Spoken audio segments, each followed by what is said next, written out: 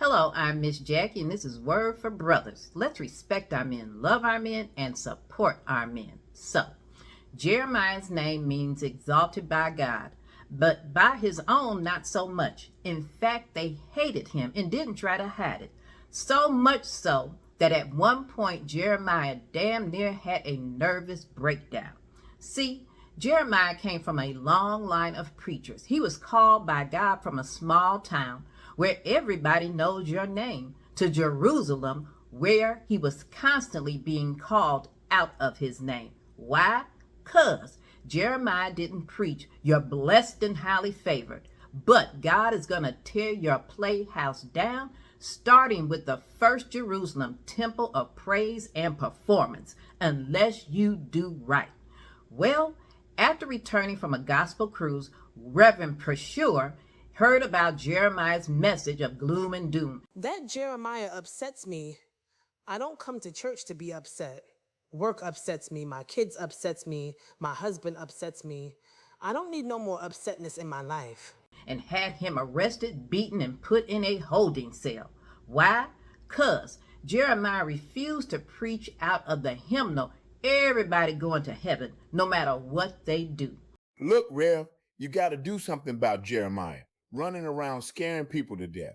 You know we built this church off of Al Green love and happiness. Ain't that why we got a plane?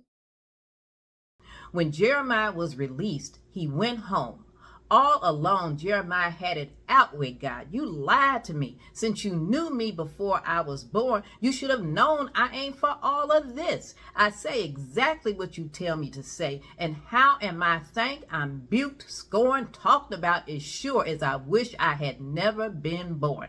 I feel like Michael Jackson. I can't help it if I wanted to. I can't help but speak your word. But I can't rest if I don't. And Lord, I'm miserable."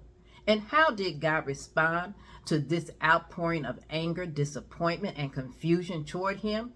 Well, he kept speaking to Jeremiah, and Jeremiah kept speaking to the people and getting more beatings and prison until Jerusalem fell to Babylon, with the people taken into captivity, just as God had said.